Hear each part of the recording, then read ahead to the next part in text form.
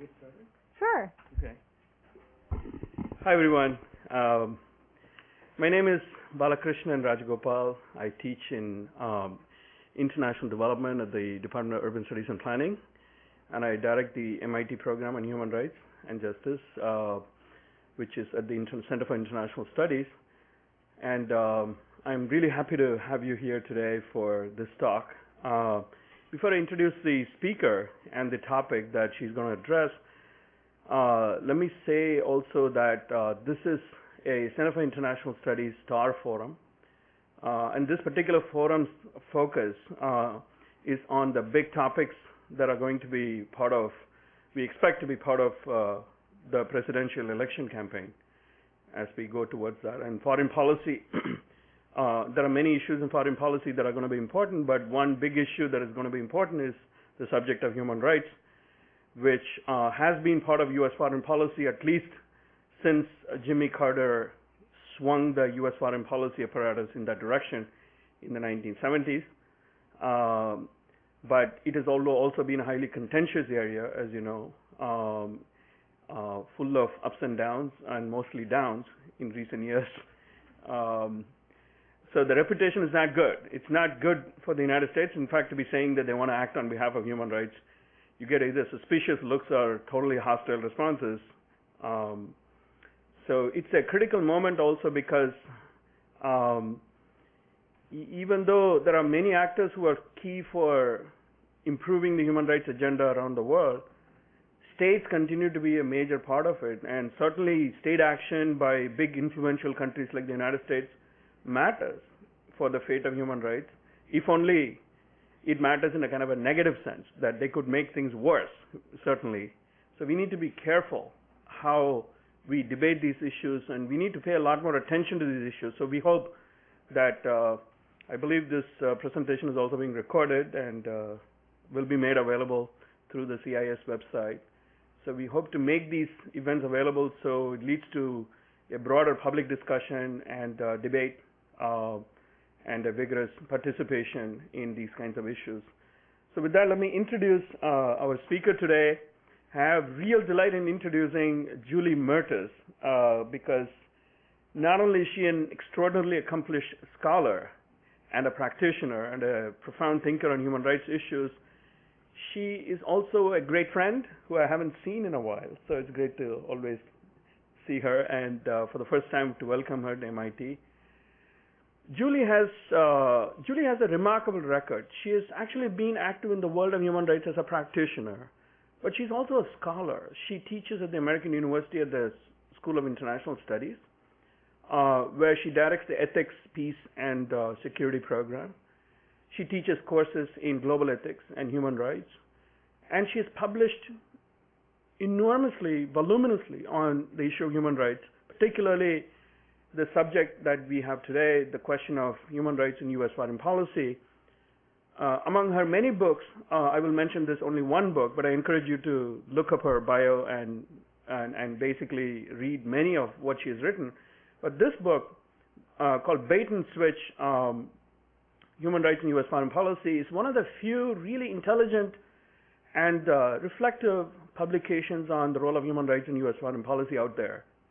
Published in 2003 or 4. I think 4. 4.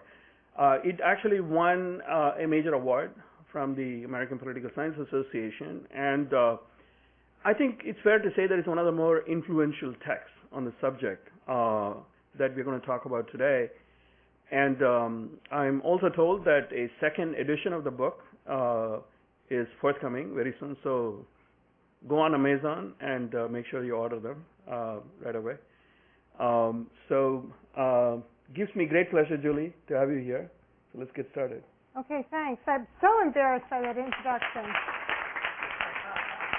I feel like I should go underneath the tabletop or something.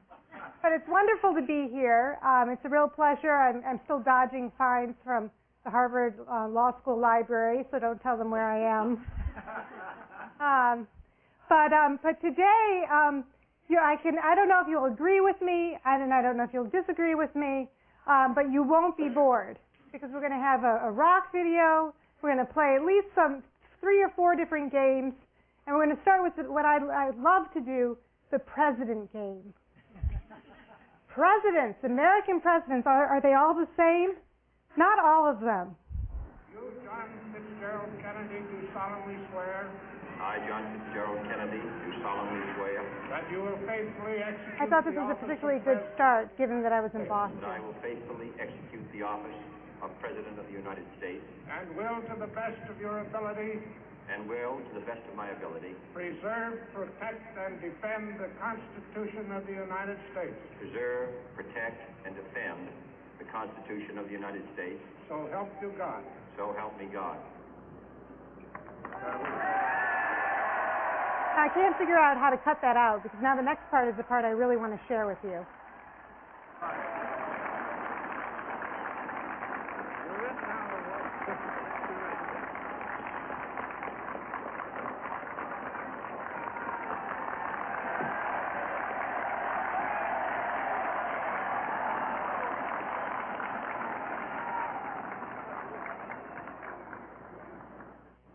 Vice President Johnson, Mr. Speaker, Mr. Chief Justice, President Eisenhower, Vice President Nixon, President Truman, Reverend clergy, fellow citizens. We observe today not a victory of party, but a celebration of freedom, symbolizing an end as well as a beginning, signifying renewal as well as change. For I have sworn before you and Almighty God the same solemn oath our forebears prescribed nearly a century and 3/4 ago. The world is very different now, for man holds in his mortal hands the power to abolish all forms of human poverty and all forms of human life. And yet the same revolutionary beliefs for which our forebears fought are still at issue around the globe. The belief that the rights of man come not from the generosity of the state, but from the hand of God. We dare not forget today that we are the heirs of that first revolution. Let the word go forth from this time and place to friend and foe alike that the torch has been passed to a new generation of Americans born in this century, tempered by war, disciplined by a hard and bitter peace, proud of our ancient heritage, and unwilling to witness or permit the slow undoing of those human rights to which this nation has always been committed and to which we are committed today at home and around the world. So it's actually, Raj mentioned President Carter, and President Carter as a starting point for human rights and the executive branch seizing human rights rhetoric, if not human rights practice. But here we have it with John F. Kennedy, a very strong statement about human rights. And I'm not going to play any other president as long as I played him. But I'd love to start this talk about the executive branch and human rights by playing Kennedy. And it's become like a little bit of a test. The last time I did it, I was in China, and I had a different response there, I'm sure, than I'll have here. What we're talking about here is how the executive uses and misuses human rights rhetoric, and how we can get human rights rhetoric back. So let's play a little game. This is called Name That President.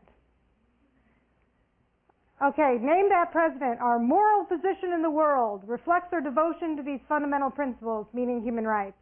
Our government and I am confident our people remain committed to continuing action for human rights. Anybody? Who does this sound like? You haven't had that many presidents. Name that president. I'll give you a clue. It comes after Kennedy.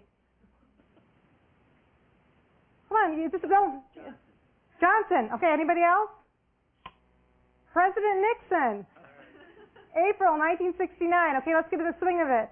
Name that president number 2. I love this quote.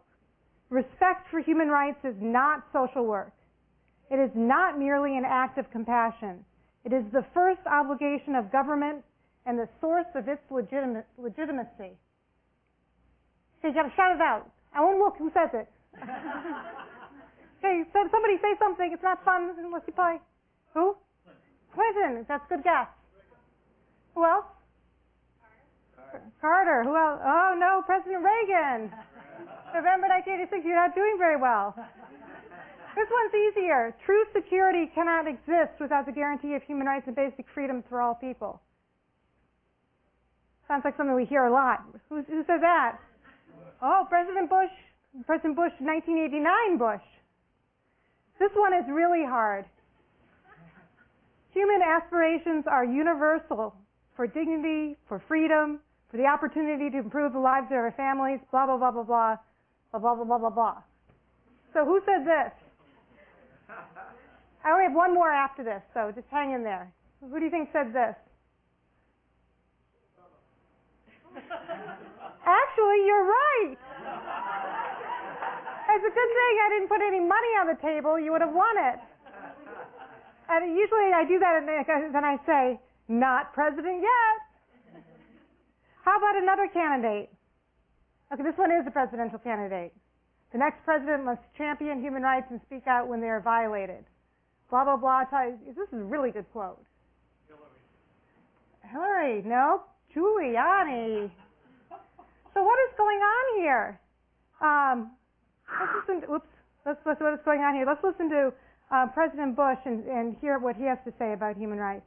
This is, if I can find, if I can find the, anybody see my little pointer? Hello? Control. Come back. Oh no, we can't hear him. No. This is worth it. This is really good. This is his speech. How many of you heard his speech this fall in front of the UN? Yes, I'm ready.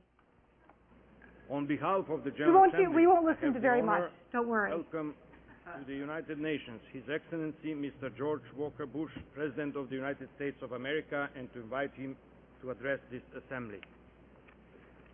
Mr. Secretary General, Mr. President, distinguished delegates, ladies and gentlemen, thank you for the opportunity to address the General Assembly of the United Nations. So far, so good. 60 years ago, representatives from 16 nations gathered to begin deliberations on a new international Bill of Rights. The document they produced is called the Universal Declaration of Human Rights, and it stands as a landmark achievement in the history of human liberty. The Declaration opens by recognizing the inherent dignity and the equal and inalienable rights of all members of the human family as the foundation of freedom and justice and peace in the world. And as we gather for this 62nd General Assembly, the standards of the Declaration must guide our work in this world. Achieving the promise of the Declaration requires confronting long-term threats. It also requires answering the immediate needs of today.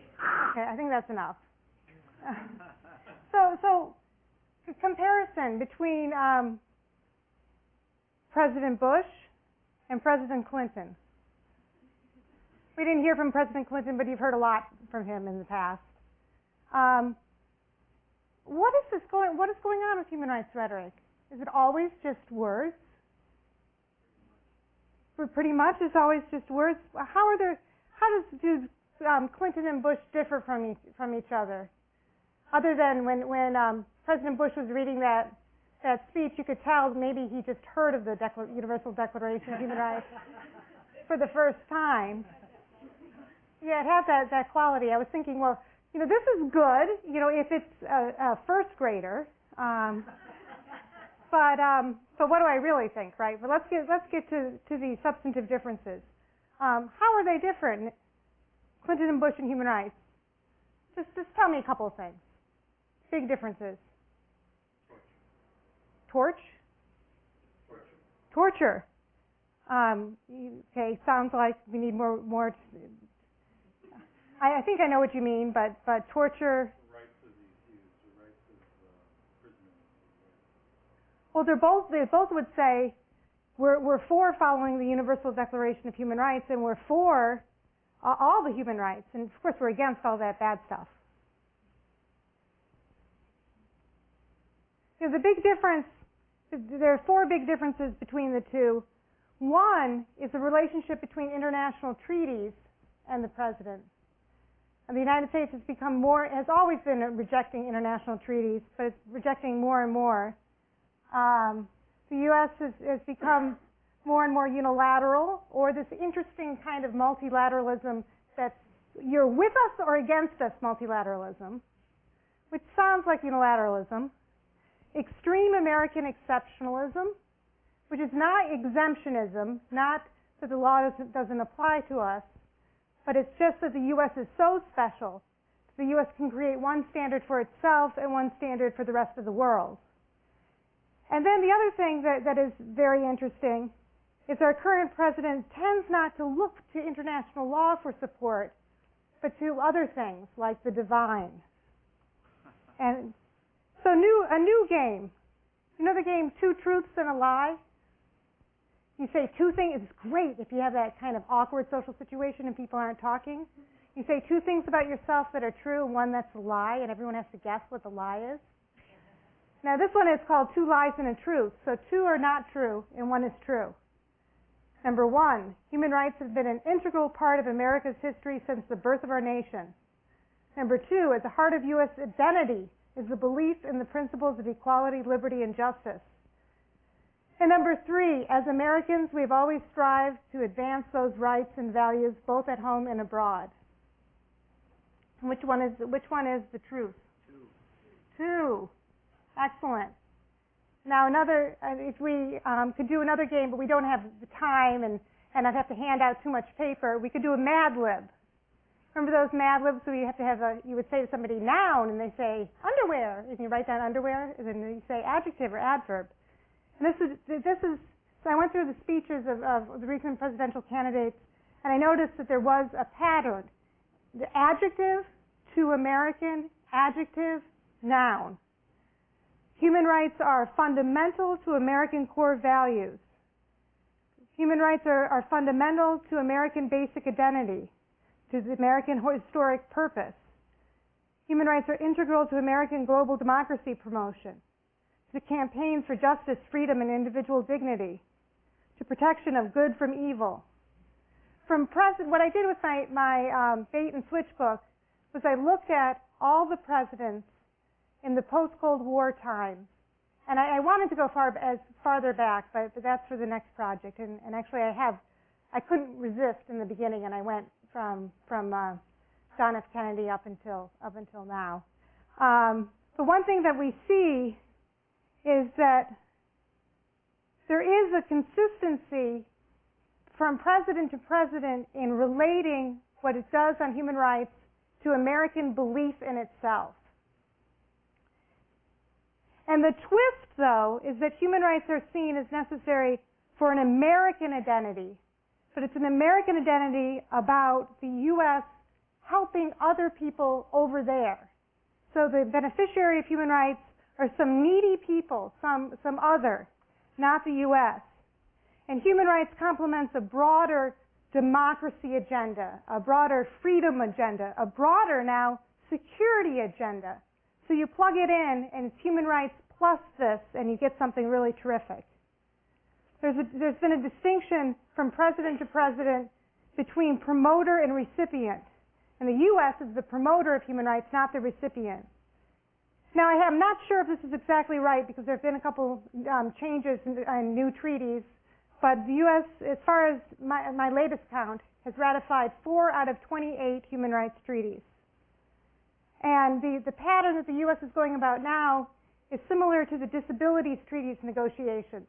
The U.S. wants to be involved. It wants to be sitting there. It wants to add language on the family and the sanctity of the family. That's one part of the disability treaty that the U.S. felt obligated to contribute to, even though it knew it would never sign the treaty. And the U.S. did not sign that treaty. So the U.S. wants influence without signing. You'll see a pattern here. The U.S. is exceptionalist in international organizations. It'll join if it's in control. And with the new Human Rights Council, the United States did not want to be up for election for the Human Rights Council for several reasons, but one of the main reasons is the Human Rights Council decided that the first thing it would do would be to check on the human rights records of the members of the council itself, which sounds like a good idea. And the U.S., after the U.S. heard that, the U.S. said, okay, no, we think we can have as much influence. And actually the U.S., John Bolton said, we can have more influence outside the council than being on the council. And the U.S. tried, and indeed, the U.S. sent something like 27 people to the first meeting of the Human Rights Council. And only France, who was a member of the Human Rights Council, had more people. And the U.S. only could make 2 interventions, and they both were about Cuba. And they were about, you can imagine, they were about really central things to the Human Rights Council's mission this year. So the U.S. wants influence without membership and without paying the cost of whatever it means to be part of that organization, like being investigated. How many of you have read the book, now I'm blanking on it, the great one about the U.S. Civil Rights Movement and how it was not framed in human rights terms? Red cover. Well, the U.S. has never framed things in human rights terms because the U.S. has been afraid of having its own policies and its own immigration policies and its racist policies and its other policies investigated by the international community. And there's a long record of that. And the justification usually is that, well, we have a complicated system of government here because we have, and it is complex having a federal government in several states, but we demand that other countries that have complicated governments abide by international law, but we seek special sovereignty provisions for ourselves because of our complicated system. Similarly, if we seek exemptions from humanitarian law and expect treatment that's denied others, because we're the ones that are footing the bill, we say. So the tactic, as I call it, and this is the cover of my book, the new edition, is the bait and switch. And so it's the used car dealer over here. And we Americans, we love our cars. And we need our cars. And so we hate it if somebody tells us, I have a great red, and nobody drives a Honda anymore. I don't even know. What do people drive? I don't know, Volvo. It's a Cambridge, right? So a great black Volvo with a special energy-saving device. Gotta see it. So you go into the showroom, and actually they don't have the energy-saving device. And it's not a Volvo, it's a Ford. And so you think, oh my gosh, what am I doing here? But you think, okay, well, I'm here in the showroom, I'll drive it, I'll see how it is, and maybe I'll get stuck with it. And that's how the U.S. does human rights. The U.S. says, it's for universal human rights, and then countries start to comply with whatever the U.S. is saying on the universal human rights, and the U.S. says, oh, no, wait a minute, it's not universal human rights for everyone. There's a different provision for us because we're the ones that have the most soldiers out there, and we're the ones that are footing the bill, and we're the city on the hill, and we're the one with the divine providence, and so there's a different standard for us, and maybe you, my friend, there's a different standard for you, and you, my enemy, who belongs to the evil, there's a different standard for you. So actually, the U.S. does not abide by universal human rights, and it does this bait and switch tactic. So how can we possibly reclaim human rights? I've been trying to think through ideas for human rights NGOs. And before I go any further, I'll give you a confession. I've worked mostly for human rights NGOs, although I have worked for governments, like the U.S. State Department on contract work, or USAID, or the Norwegian government, or the Danish government. But I consider myself a human rights person, and it frustrates me that human rights NGOs don't speak out about this bait and switch. Instead, the traditional role of human rights organizations are being watchers. And I'll admit, I'm a watcher, and I was a watcher. I worked for Human Rights Watch, the biggest watcher there is. And I think they do amazing work, and increasingly dangerous work, and work that we would never expect in the past organizations to do. We think they should be there. We think they should be in the front line, so I'm not slamming the watchers. The watchers go through the role of being a namer, the blamer, and a shamer. And they're equal opportunity namer, blamer, shamers.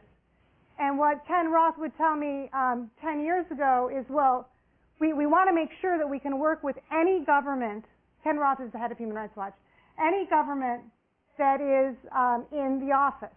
So we can't be too critical of them, because we want to go through the ability, we want to be able to go in the front door, the back door, the side door, we want to have access.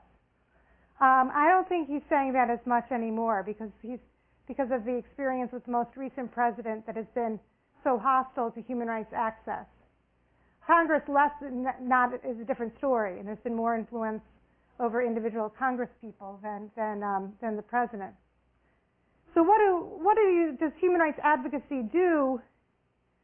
Human rights advocacy, beyond the naming, blaming, shaming, can be involved in resource allocation. And that's big news, because it can create agendas, affect government behavior by influencing aid and direct foreign investment. And these are, real tangible things that make a difference. Information provision can influence agenda setting. Again, naming, blaming, shaming can identify key actors, but not just key actors to hold them accountable in a legalistic sense, but to paint a picture of how resources are being distributed and how structural issues have to be addressed for there to be true systemic and long-lasting social change. And also, human rights organizations, through their work, can contribute to norm diffusion. And I'm not sure if I like this graph, but I'm working with it, so I can give you some other suggestions. But what we want is internalization. We want some automatic stopgap. And I'll give you another confession. When I first started writing Bait and Switch, I wanted to write a different book. I wanted to write a book where the U.S. had internalized human rights norms, so they had become part of the structure of government. So it didn't matter who was president. Can you believe it? And now I'm totally on the other side. And actually, I was giving a talk at Dartmouth to thankfully, a very small audience. And I was telling them about how norms have been internalized, and I was doing these interviews, and I was going to find this.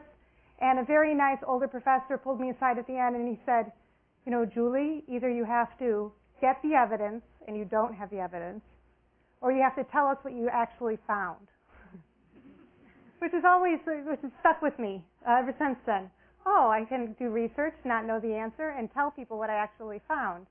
But I actually want to find internalization, but it's hard to find it.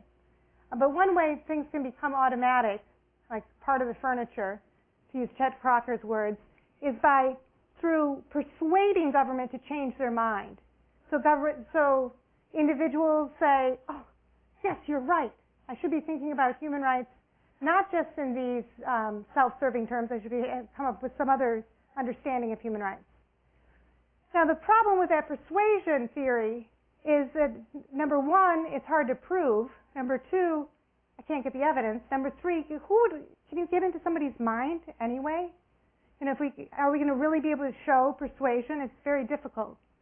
Easier to show is socialization, where there's no change in mind, but there's a change in, and now I'm using my 11-year-old daughter's terms from her friend's school that she goes to, change in the friendship circles. I actually like this. Change in the group that the U.S. wants to be a part of, or that the other state wants to be a part of. So it doesn't matter whether a state has been convinced that human rights are terrific or human rights are are the way to go, or that they were doing something wrong in the past. What they want is acceptance by a certain group, and they go out of their way to try to be part of that group. There's a cycle that prevents human rights organizations from having a huge impact today, and that is that activists fail to challenge the misuse of human rights, especially in presidential campaigns. Have we heard anything from human rights organizations dissecting human rights campaigns? No. I see you're shaking your head. And the current administration and the candidates treat human rights as a non-issue. For the preparation for this talk, I went and I looked and I looked and I looked, and I had 2 research assistants helping me, and we looked and we looked and we looked. And we found that every candidate wants to say something about religion. Usually something about how blank they are, Christian they are. They have the religious hurdle to go through. And also every candidate wants to say something with that Mad Lib that I gave you, about how they're going to do something for Americans' core values or whatever, they just stick in the words. But they haven't made an issue of the failures of the human rights presidency of the Bush administration. And so the structural changes exist that obstruct human rights work because the activists fail to, it goes around in a circle. What do I mean by structural changes? Structural factors. One structural factor is fear. The Bush administration has been very influential in framing what's going on in the world as a struggle between good and evil. And it's very difficult for human rights organizations to put themselves on the line of being called a traitor because the fear is so intense. Also, there are a lot of structural obstacles, and I'll name 5 structural obstacles in the way of prohibitions, thou shall not, like Executive Order 13224.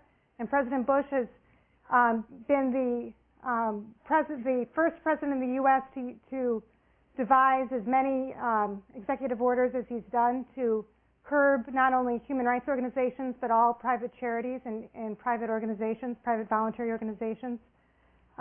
Executive 3224 freezes assets of people identified as foreign terrorists or supporters.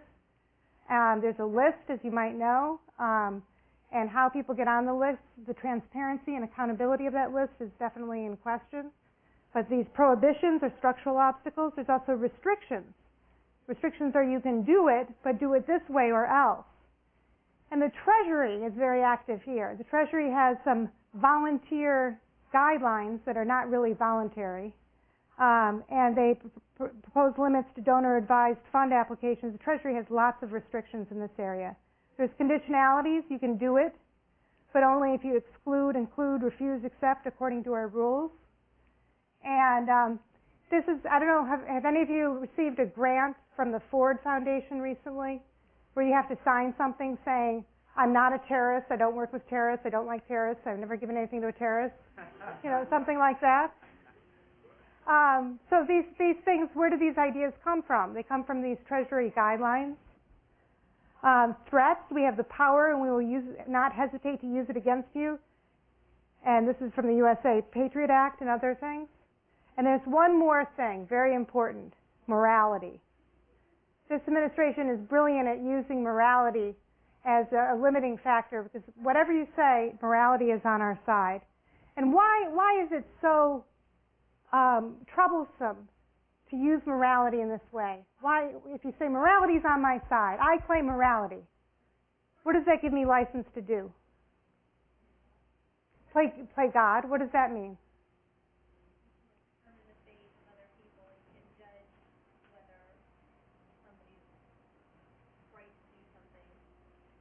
I know automatically who the evil ones are, and I'm the good one. Pretty much anything you want to do. Exactly. Thank you, sir. You can do anything you want to do because morality is on your side, and then you can take out the struggle of good and evil becomes a divine one. So activists have to challenge the misuse of human rights. The current administration and candidates have to address human rights issues. And there have to be structural changes that foster human rights work, so the circle then changes. So how would this happen? I have two main ideas, and I'd like to hear your ideas. And I'm very serious about these ideas because I feel like I've written these books, I teach, and I talk, and I mostly talk about people in other places. And this election that's coming up is huge, and human rights is nowhere on the agenda.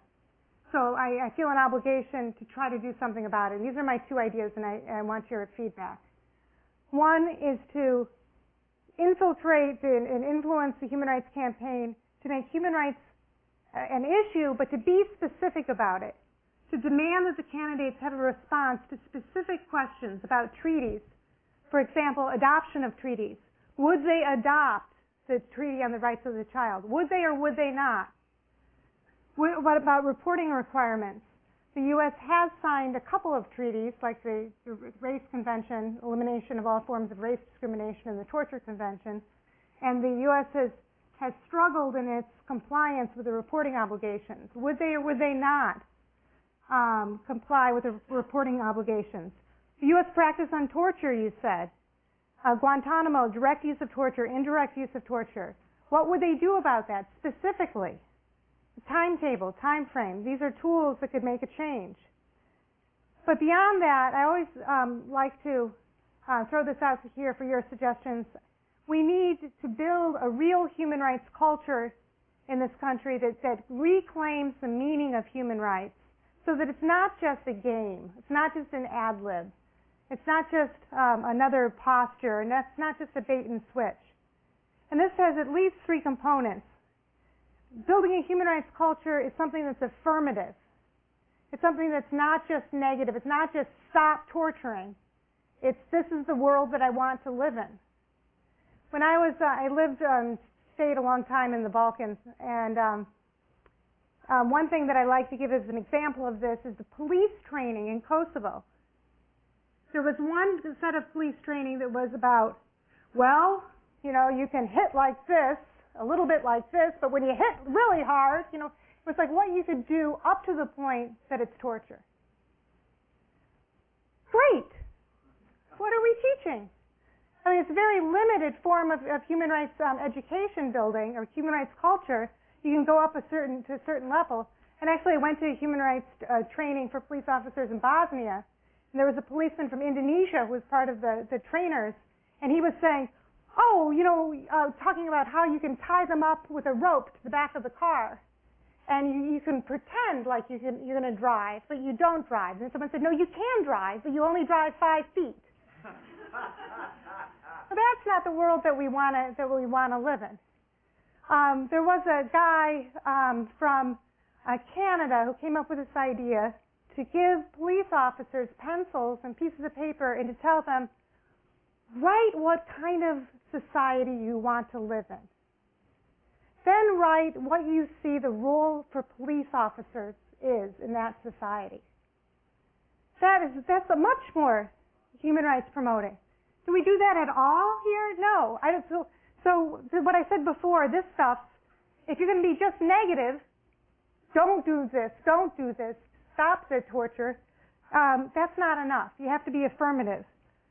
Human rights education can provide a definition of what we're fighting for, not just what we're fighting against. And it should be inclusive. This is a whole other talk of mine about the separation of human rights professionals from social movements. I think it's great that human rights professionals wear suits and have lots of degrees now and are more professional in how they behave. But what about the passion? What about the street protests? Human rights professionals, single-issue campaign experts, social movements need to get together on some of these things. And then third, we need to use this human rights culture to provoke a real identity shift, because social change comes by changing identity, and really changing identity at their core. I need my help with I'm going to give you an example of a human rights culture, little mini thing. Okay.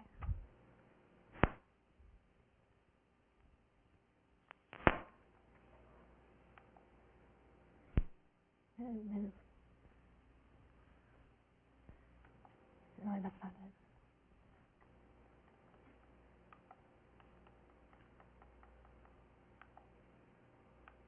Ready? Large. Cut the light.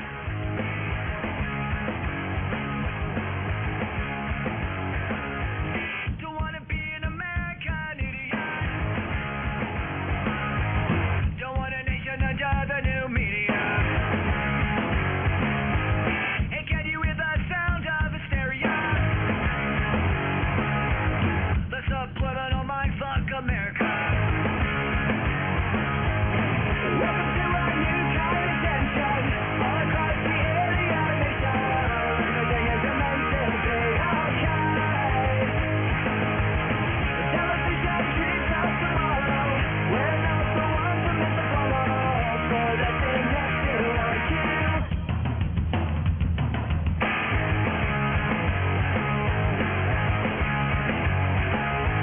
Well, maybe I'm the faggot America. I'm not a part of a redneck agenda. Now everybody to the propaganda and sing along to the age of paranoia. Welcome to a new kind of tension all across the alien nation. Everything is meant to be okay. The television treats us tomorrow. We're not the ones who miss the follow. Play the thing next to our queue.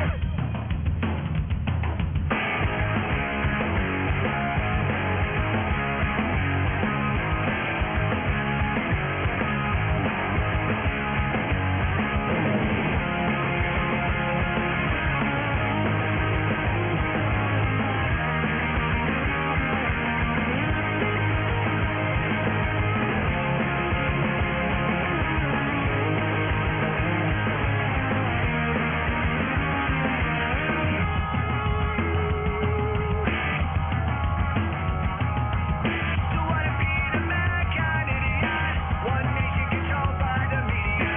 Information age of hysteria. It's calling out to idiot America. Welcome to a new kind of tension all across the alien nation. Everything is meant to be okay. Television treats us tomorrow. We're not the ones who miss the follow. For the thing next to our queue.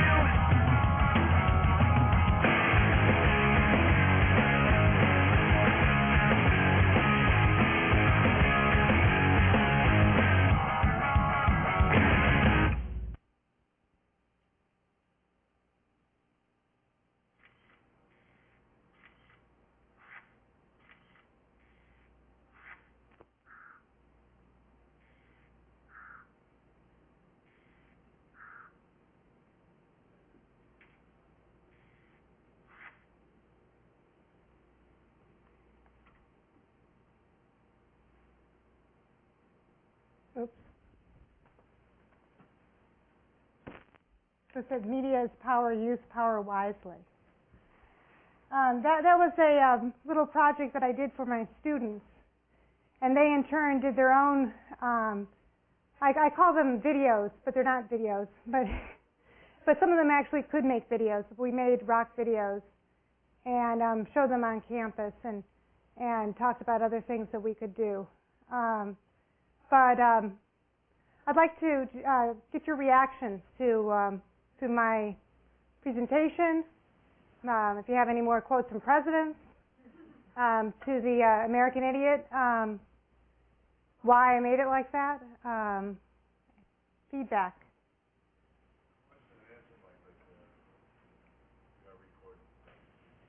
If you could use the mic, that would be great. But if it makes you too shy to do it, then forget about it. and then I'll say we'll work it out.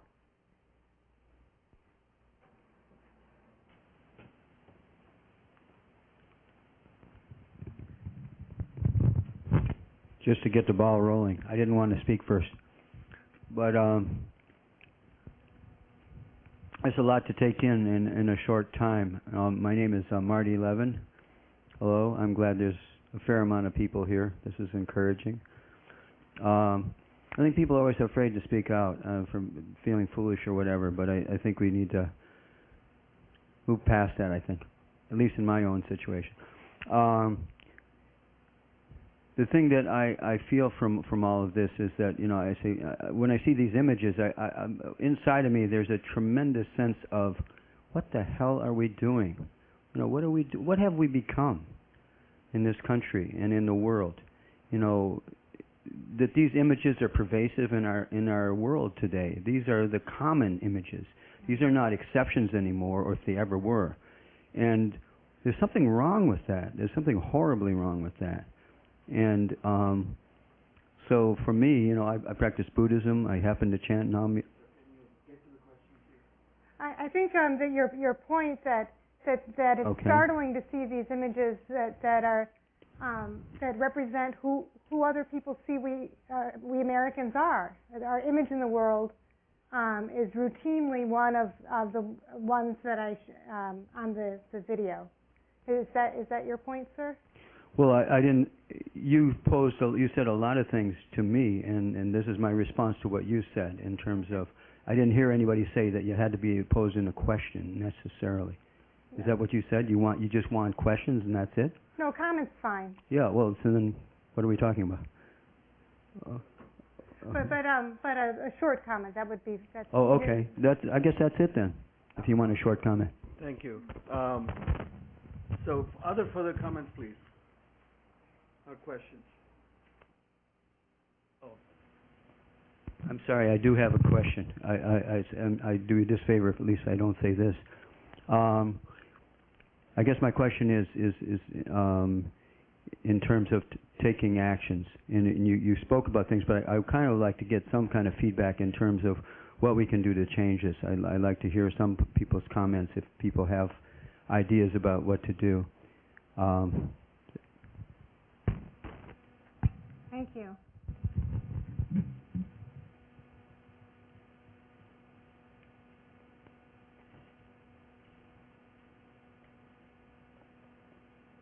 Hi. I feel like the way that you presented the video was very provoking, or provocative rather, and I think it really drives in the point that, you know, as Americans, we don't have a lot of daily contact with some of the intensive, awful things that our government is responsible for on a daily basis. My question is, how can we overcome this sort of general ignorance? And I just don't tend to have a lot of faith in Americans to get past the immediate necessities and desires of their everyday lives to actually take a greater action on the larger topic. You don't have any ideas yourself? I mean, I think this kind of thing is great. It's wonderful for people here, but are we preaching to the choir? I mean, I learned a lot, and I'm glad that I came and my eyes are open. I'm thinking about it more, but I wasn't thinking about it yesterday, so it's good that I'm thinking about it now. Mm-hmm. But you know, besides reaching out to these few people that are coming on a college campus, like what else can we do? Well, you know, one idea that I have is I've done modified versions of parts of this talk for church groups, all different kinds of church groups, and other communities of faith. A synagogue once, a spiritual chapel, and everyone comes away from those events, especially the ones that are the gray-haired ladies in the back in the front of the pews, with this desire to do something. And I feel like if there's some way to link those folks, which are a pretty diverse group of people, with other groups, then there would be a huge number of people. That might be a little bit too simplistic, but naive that it could happen. Oh, you have to be an optimist. No one who does human rights is a pessimist, because if you're a pessimist, then you stop. Thank you for your talk. I'd actually like to backtrack for a second. My name is Tamar. I work at Mercy Corps. And in regards to the issue that you presented with human rights activists, you know, where's the passion? They're wearing the suits, working in NGOs. And from your experience from being in human rights NGOs abroad, we can see that human rights NGO activists are a part of the social movements there, but not necessarily the case here. Why do you, I mean, could you do a little bit of a, could you touch on that issue, and why do you think and when did that disconnect happen in which the activists are not necessarily in the United States becoming a part of that social movement, but it's more so the case abroad? Yeah, I think that's an interesting comment that it's more so abroad. But to be honest, I haven't been able to trace an exact moment when it's happened, and it's also not true that it's absolute. And when I wanted to write a really scathing indictment of human rights organizations for absolutely failing to connect with social movements, but I found that I couldn't do that, because some of them do connect with social movements, at least some of the time, and some of them don't, because of those restrictions and the structural obstacles that I reviewed in my talk, because they would lose all their funding, you know, because the atmosphere is so tense, and they're doing so many things to comply with regulations, and they're weighing whether they should sign this or take this, and so I found myself not able to write that scathing indictment that I wanted to. I don't know why I wanted to, but I find that being honest about what you find, which is something in the middle, makes you sound wishy-washy.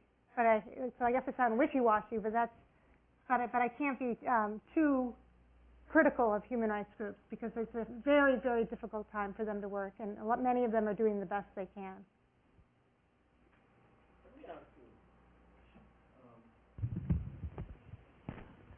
I want to take you up on this issue of the campaigns, the presidential campaigns and human rights.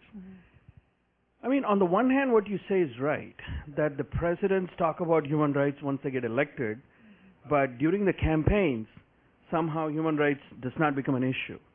And that's true of all the presidents I'm sure you reviewed. If you go back and look at the campaigns preceding the election of each and every one of those presidents, I doubt that human rights was a major topic of debate between the presidential candidates. But all of them, nevertheless, as soon as they took the oath of office, one of the first things they say is about they define their global role in terms of being champions of human rights. And I wonder why that is. Is it the nature of the political process? Is it restricted to the United States? And I'm thinking of other countries. I don't know of any country where human rights is in fact a political topic during a campaign. As a major issue, usually it's a bread and butter issues of budget surplus and what do you do with it, and the broader issues of security, for example, right? I mean, so why should we expect the United States to act any differently when it comes to talking about human rights in that sense? Or are you then attributing a different meaning for human rights? And then I have a second question. Do you want me to hold off on that? Yeah. One thing that's very interesting too is it's not when people become president do they start talking about human rights, but also in these last months when they're leaving the presidency, they start talking about human rights because they want their legacy to be good. And I think that's one thing that we see with President Bush now. It's something we definitely saw with Clinton. There was a flurry of signing things, and it was the unsigning the ICC that happened after he signed it in the last days of his presidency. So I think that and that's something that there is this long tradition in U.S. political culture for presidents to think about their legacy and think about how history will remember them, and human rights has factored in there. As far as why haven't human rights factored in the political process when people are at the earlier stages like now, and I really do think it's because human rights organizations feel like doing so would make human rights too political. as if they haven't been politicized already, or they think that they want to be able to work with whoever's president, and so they don't want to insult them too much. So what was your second question? The whole issue of human rights, if you ask the presidential candidates, what's the role of human rights in your foreign policy? I doubt that any of them is going to say that human rights has no role in their foreign policy if they get elected. I mean, you had a quote there from Giuliani. Oh, no, I think that every president would say the three things that I said, that human rights would factor in because American identity is human rights. And they all believe that American identity is human rights. And the U.S. has a special position in the world to advance human rights, and that there is a natural and just distinction between the U.S. and other countries in participating in human rights, because the U.S. as the best, the most powerful, the one that has the responsibility to do this, has special rules that apply to it. Right. My question was simply that while on the one hand, of course, they will say all those things that you say they will say, they are also likely to follow that statement by making the observation that the fact that we are committed to human rights, or the fact that human rights is part of our core identity, American identity, does not mean that human rights should be a suicide pact, especially in the post 9/11 world. I'm not subscribing to any of this stuff. I'm totally on board with you on these criticisms, but it's totally rhetorical. But I wonder if the argument about human rights not being a part of foreign policy has to do with this artificial sort of tension between security and human rights, particularly in the post 9/11 period. Thank you for bringing that up. The Bush administration has been very successful in framing a division between security and freedom. Either you're for security or you're for freedom. And actually, my 11-year-old came home all upset because her teacher had the students vote for whether they wanted freedom or security. Can you believe that? And this is a Quaker school too. We had a little talk with him. He's new, and so we sat down, we talked about it, and we realized she realized what I hope she didn't get it. She was reading Bait and Switch or something. That it's artificial to say that there's a trade-off between security and freedom, because you can't be secure unless you're free. And instead of challenging that, human rights organizations, including the ACLU, have created programs that parallel the language used by the Bush administration. They call it the Security Office or the Security Project. Why do they call it the Security Project? It's not. It's about. So they're buying into the notion that it has to be a special security project as opposed to the other stuff they do, which is civil rights. There's not a link there. So I think that's the one thing that has to change. Yes. Well, I just think we're seeing a very poignant representation of this right now around the confirmation of Mukasey, the guy that won't say if waterboarding is torture, and no prominent Democrat that's running for president will call him on that, and nobody will call Bush on that. And they have these deep-rooted interests in terms of America, the empire. America can do no wrong, but we will use human rights on our enemy. I think if you're paying attention, many people supported the war in Afghanistan because it was posed, we're going to liberate these women from this backward feudal group, the Taliban. And now you're seeing this kind of rhetoric about Iran. Giuliani, is openly saying this is about Islamofascism.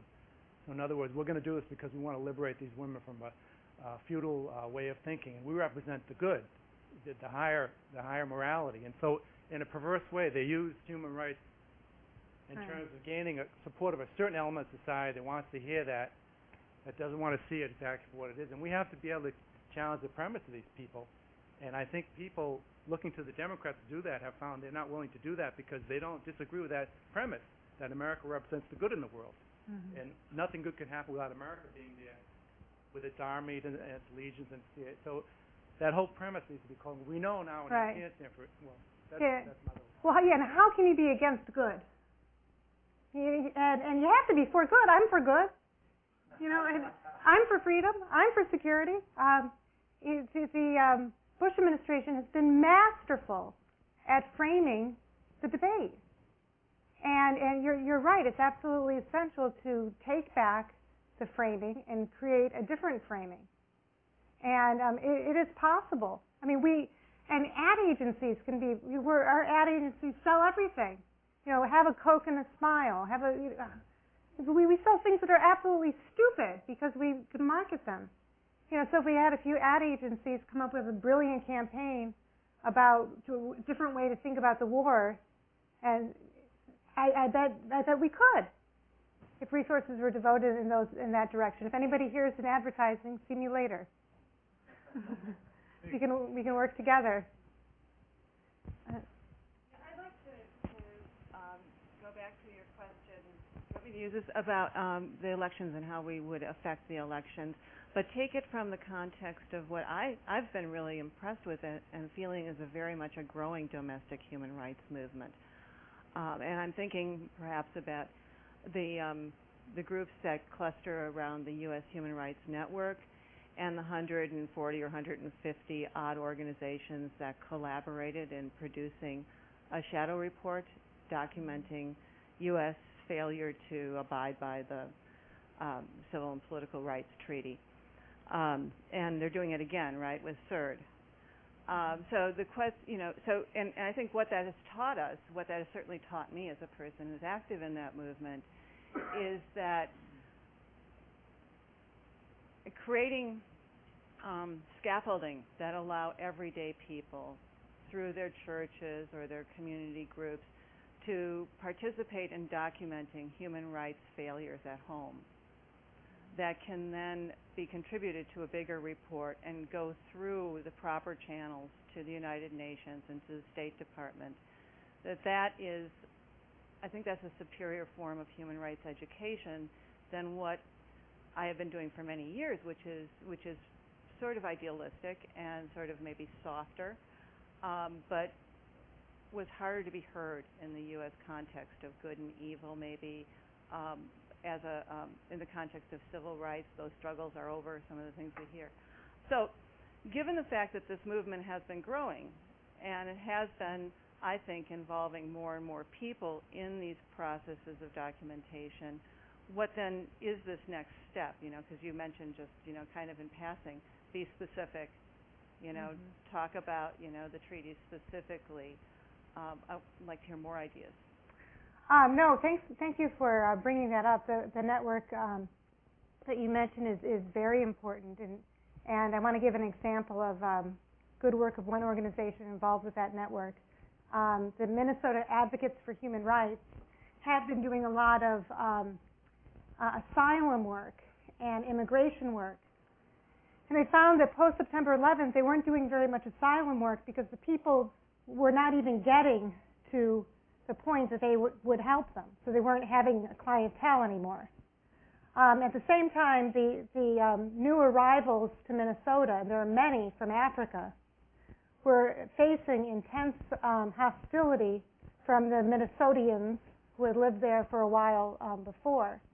So what they decided to do is to have a human rights project that was aimed at creating a more tolerant atmosphere for the new arrivals from Africa. And they created an education program that was about where people come from in Minnesota. And people come, everyone came from somewhere, and so a lot of people came from Norway and Finland, and all the Lutherans from here or there, and they had some problems, and so they did their specific project, which is not a one-size-fits-all. It's very particular to their needs, and utilizing their resources, but I think it's a very good example of a really brilliant program. And you mentioned that a lot of human rights, or they might not call themselves human rights groups, but social change organizations in the U.S.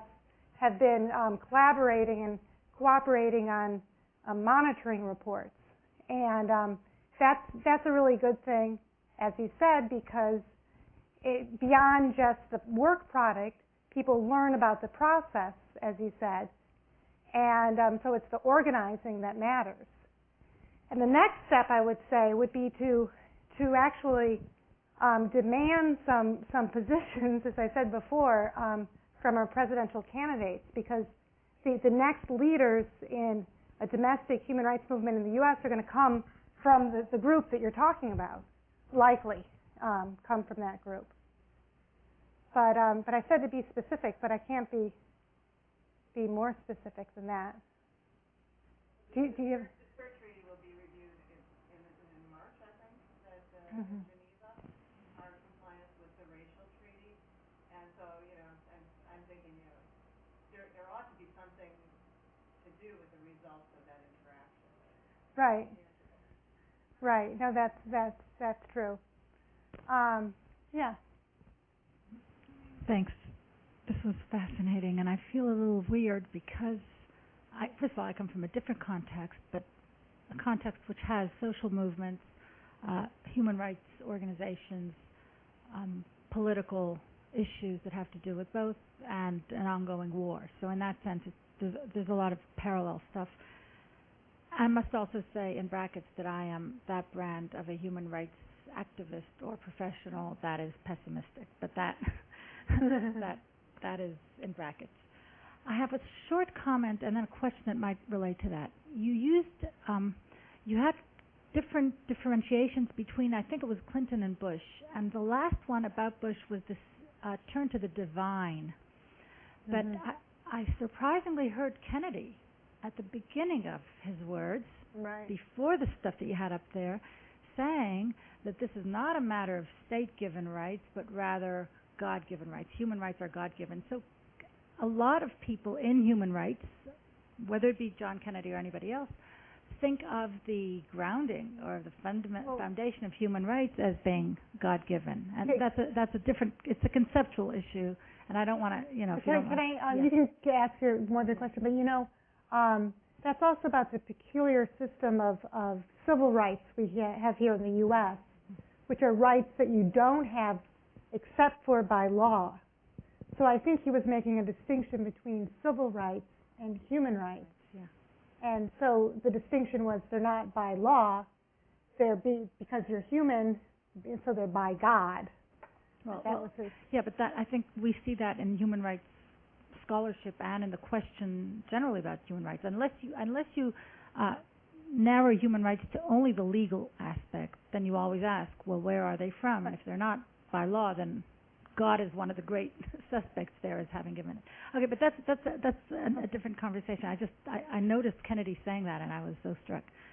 But what I wanted to ask was about your use of the word rhetoric, and in fact, in rhetoric, that construct of morality. And it seemed as if claiming morality or claiming that we are on the moral side is negative, or at least it's what you're saying the government has done, the Bushies have done, the advertising people are doing. We claim something about being moral, and therefore we are on the side of good or right or whatever. I wonder if we don't need, or if we couldn't do well with that kind of rhetoric for human rights, and if it isn't what we sometimes do. When everything else gives way, when you can't turn to law, when a certain administration here or elsewhere does not abide by international law, when in fact law doesn't help, then what do you have except morality, even on the rhetorical level? And I'm not sure that rhetorical level is necessarily negative. As you just said now, if we had great advertising people working for us, perhaps they would play the morality card also. And I wonder what else we can do as human rights except say this is the moral thing to do. Right. So is morality always negative? Right. Well, it seemed it was there as part of the bad guys. It was one of 5 things that they do, I think, or in the rhetoric. And I think perhaps we should be that kind of rhetoricians too, or whatever. Let's talk about this further. That was a really good point. Yes.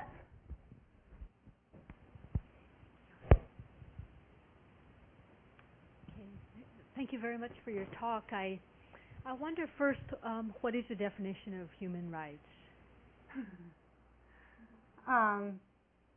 You want my definition of human rights? Yes. Because For what purpose? Are you talking about the UN list of rights? Yeah, I'm talking about human rights, both as they're indicated in international law, and human rights that are, as President Kennedy said, that are distinguished from rights that are made by law. These are rights that you have just because you're human. Okay, so have we ever had human rights then?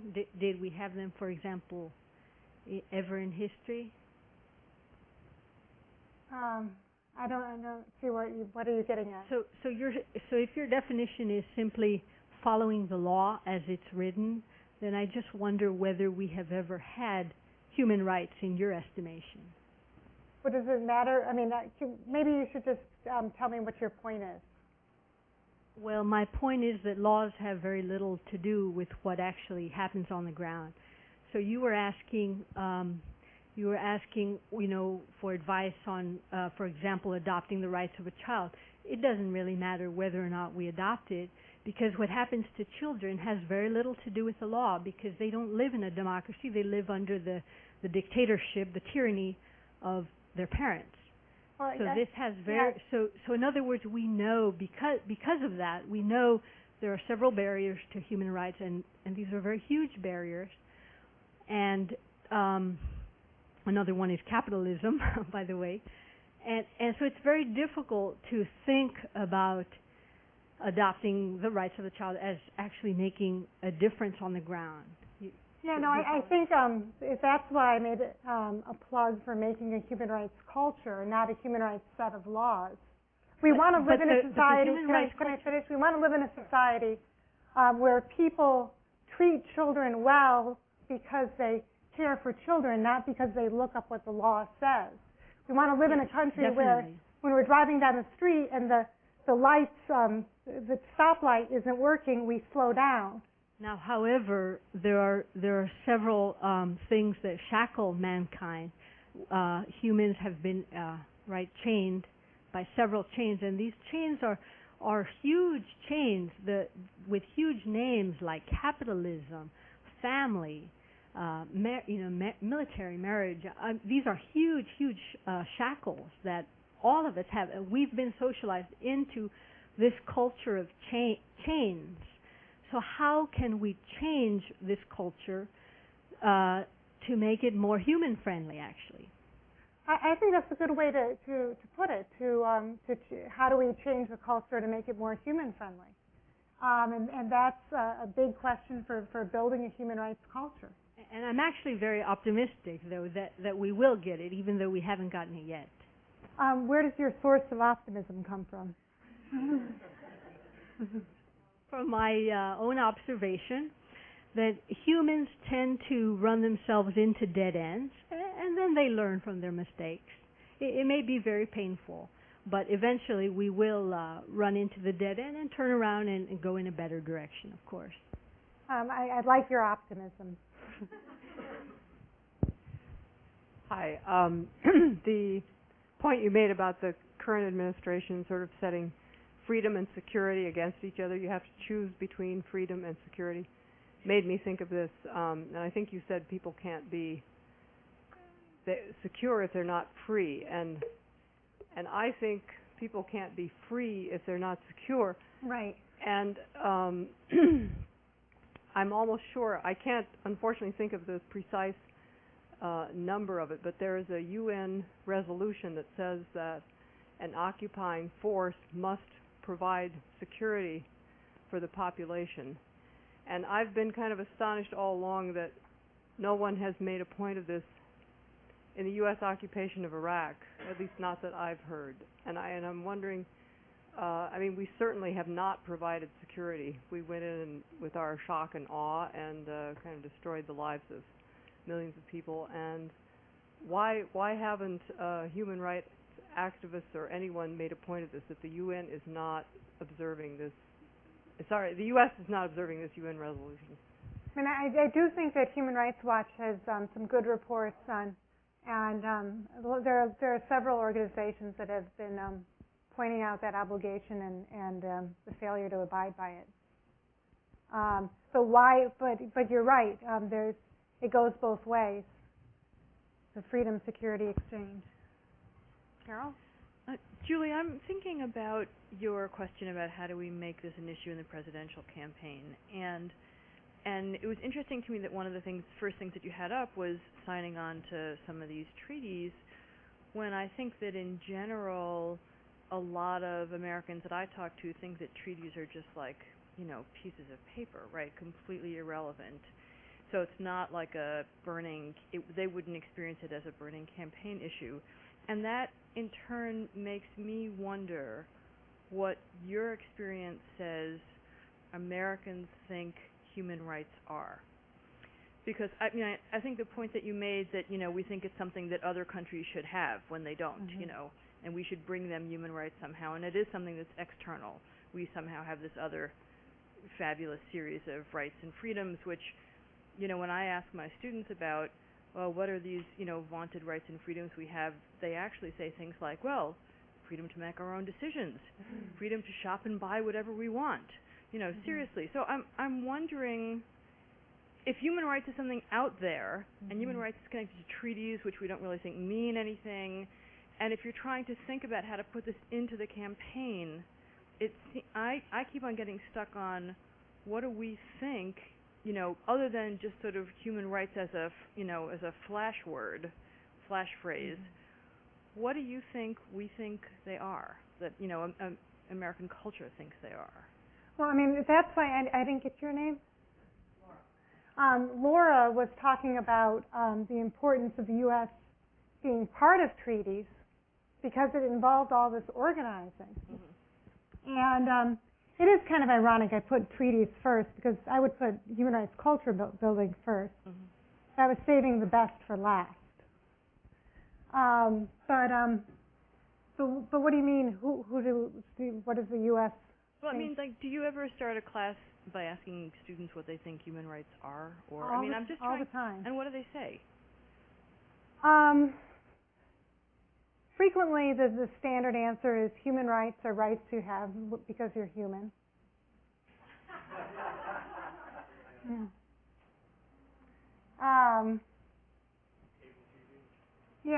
People say, sometimes they say human rights are, and they talk about UN documents. Our human rights are what everybody wants. That's a grad student answer. Do you ask your students that? Yeah, and I think that, lots of times what you get is civil and political rights, not using that phrase, but, the right to vote, the right not to be tortured, something along those lines. You don't get to social, economic, cultural, women's, unless you're in a women's studies class. But that there's something in your intensity and human rights campaigners' intensity around, around human rights that seems to be absent from what most people hear when they hear the phrase. And I'm trying to figure out how we change that. What's behind it? I'm not that worried about pegging down, what human rights are. And I don't think once we find out what human rights are, it'll resolve our problems. But it'll give us at least some space to talk in a civil way about certain issues. And I'll give you an example. I was at the U.S. Institute of Peace with a lawyer for Slobodan Milosevic. And we were talking about whether the situation in Kosovo had reached the level that demanded some kind of international reaction. And I was listening to the Serbian lawyer talk, and I agreed with him. He sounded so reasonable. And he said step 1 of analysis, step 2 of analysis, step 3 of the analysis. And then his conclusion was the facts will come out that nothing was happening and Albanians were killing each other. Nothing was happening as far as security forces. And I said, I disagreed. I thought the facts would show that although that Albanians were not killing each other, and that there were some mass killings by the security forces.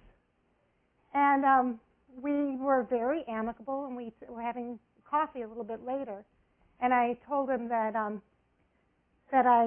was with him until the end, and he said, "Oh, well, I hope so, because I used your law review article and to make my argument."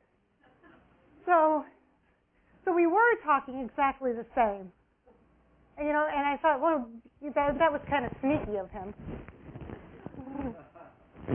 But sometimes that's good enough to be able to say that. But also, human rights are fundamentally claims made against the state, and they're also language to make claims against the state. And I think I told you that I just was in China, and in China there was a dean from a law school who said one statement to me that made the whole trip worthwhile. He said, in China, we don't have any problem with human rights, just as long as they're not about the state. And they can't be about demands with the state. And I thought, well, that's the purpose. Yeah, it's not quite. We could talk about that. But that's why I don't have a really great answer, quick answer to what are human rights, because I'm not that troubled by not knowing. Because I think it's become a important part of our political process and our political way of presenting claims, and we don't have to agree on the definition. Thank you. We have to draw this to a close, so please join me in congratulating.